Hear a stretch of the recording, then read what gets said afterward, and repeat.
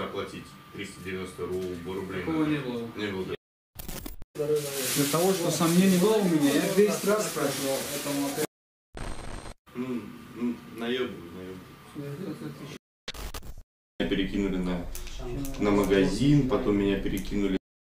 Окей, а что делать? Бачкин барам хели кориш ба агош атак шу хурдаги.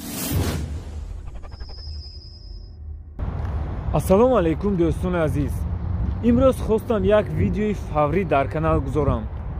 Медонед аз чӣ сахт ғамгин мешавам. ҳар вақте видео карданӣ мешавам, зиёд ҷустуҷӯ мекунам, бисёр чизҳоро мекобам то чизҳои заруриро пешкаш шумо гардонам. хусусан оиди мошенникои интернетӣ, сайтҳои шубҳанок, смсҳо бо силка ва боз якчанд чизҳои дигар, то бахчаҳои мо фиреб нахӯрам. мутаассифона боз баъзе бахчаҳои мо беаҳамиятӣ карда ба доми ин фиребгарон меғалтанд. дар ду-се рӯзи охир якчанд муроҷиатҳо буд оиди скидкаҳои соли навие ки ҳоло дар бисёр интернет-магазинҳо рӯбарӯ мешавем. инчунин як чизи муҳими дигар 70% скидкае ки бисёр мо имрӯзҳо мушоҳида мекунем. ин чӣ маъно дорад?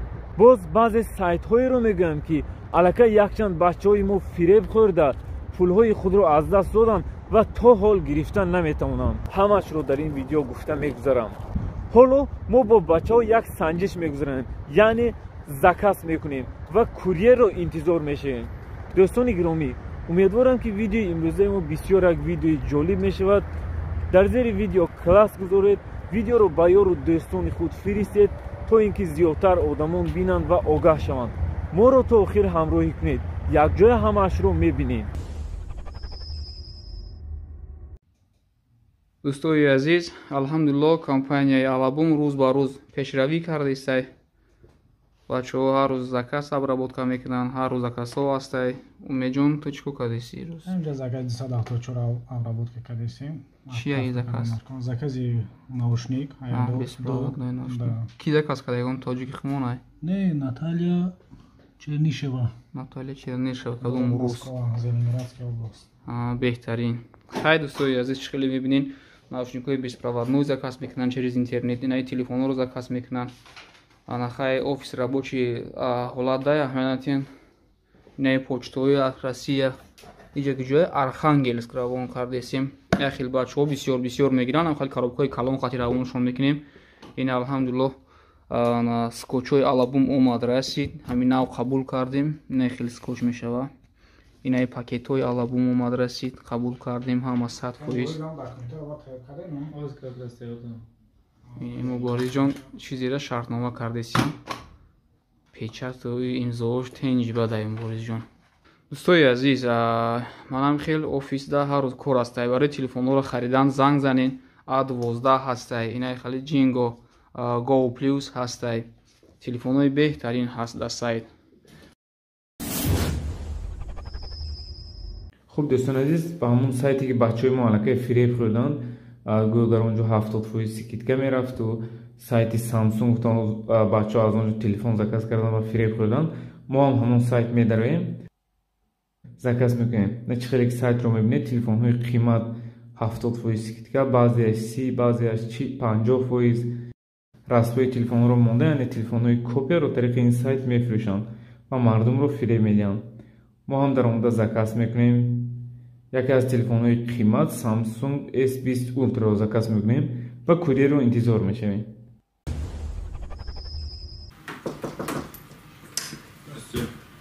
Курьер с телефоном. Ладно.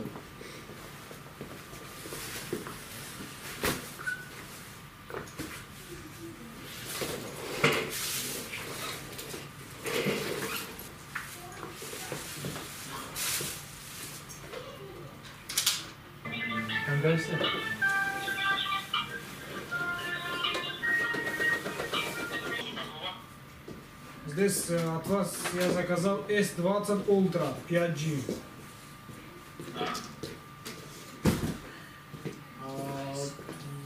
Я от вас спрашивал еще, что этот телефон оригинал или не оригинал, а вы сказали, да, это оригинал. Ну, здесь у меня какая-то подделка стоит.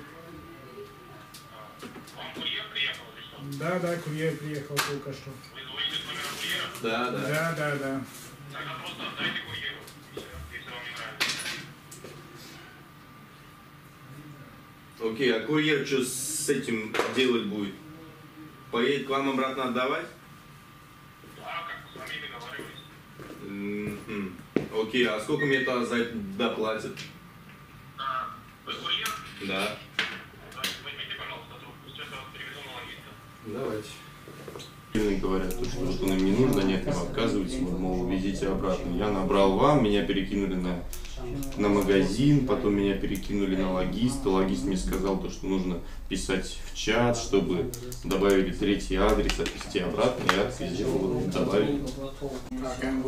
Окей. А что делать? Заплатить 390 рублей. Такого не было. Не было Я такого, им да? 10 раз спрашивал, телефон оригинал, говорит, да. Я говорю, я сейчас очень хорошо разбираюсь. Говорит, да, все нормально, оригинал, вьетнамский, такой, Ну, сюда, это- сюда, короче. Порешают там все Не дела. поднимают трубку. Сейчас им накинут. Смотри. 70% скидка. Наебывают.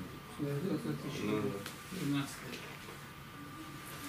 اینا چه خیلی که میبینید تلفن پولنس کپیا نه یک کاغذک دارد даже Копия. کپیا Скрипка даже надо.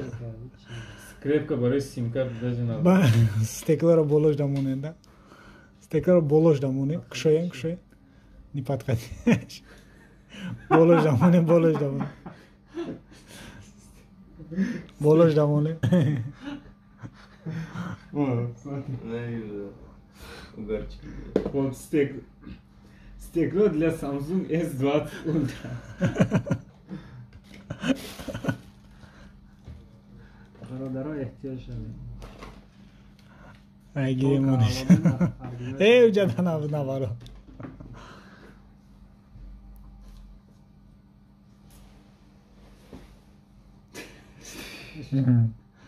Стекло пластмасс врезали и поставили просто. даже спрашиваешь оригинал? Да, оригинал.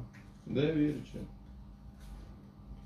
Ты пресс-контора, да? Не, ну да, вот Типа так. курьерская отдельно отнес.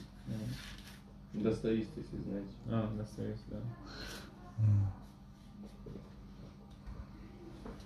Ибечурам да чашмаш кадомеш барам хали корош агашад. Навоз купил, надеюсь, Я Не, возьму. Бачкин барам хали корош ба агош атак шу хурдагиаша чашмоша. Кабуду сурха кадарои кадаги. Дрни вайда буд қоғазошто. Зарядник. Не. Я дыхаю. Коробкаш ам хемоneша. Не, зарядникам. Чхели истада. Пуштиваем, не чхеливай наклейку дора. Бол пуштивне. Даже гирьон наклеим. Видно? Эска. И повербанк подарка. Стеклышки. que podervan xinxelar. Какушка. Эй, во. Чешка не умеет? Қоғазшам жуда. Не, қоғаз ехи махкам мекреги. Ина? Скрипка дора.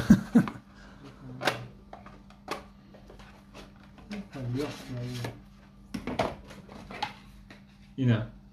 Қоғаз оригинальный дарунат.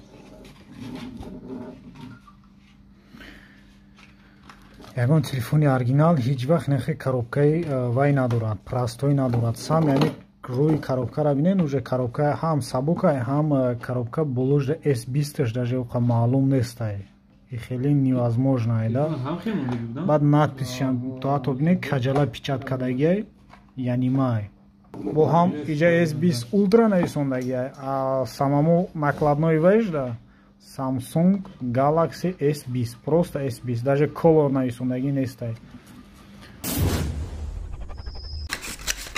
Inchinin чек. Чекашон нишон дадам. Чунин чек. Ина. Мо ҳатто IP-ашонро тариқи интернет ҳам тафтиш карда дидем. Ягон информатсия нест. Або дар инҷо як повербанки дигар падаркаро кардан хай. Ин ҳам як ҷиҳат хуб. Бояд падарка будам. خلاصه هم خیلی دوستان عزیز با شما توصیه میگم که از هر گونه سایت ها خریداری نکنید. همین تلفن رو میگیرید در پوشش بینید چخیلی надписи و هر چی دارد. همین تلفن کیتایی است که سرازا معلوم کپیا. даже ما تلفن رو نکشودیم گیران هم نکردیم. معلوم که همش پدیلکا. تلفن اورجینال همش خیلی даже تلفن رو هم خیلی میکنید درونش چه میگن لوفت دارد همه چیزش میلرزد. تلفن اورجینال این خیلی نمیشوند. خلاصه دوستان عزیز خودتون دیدید که چه خیلی تلفن با ما آورد. ویدیو رو به یارو دوستان خود فرستید و تا دیگران آگاه شوند. از هر گونه سایت های شبانه و تلفن زکات نکنید تا اینکه فریب نخورید. خداوند همه شما رو نگهبان باشد. خیر.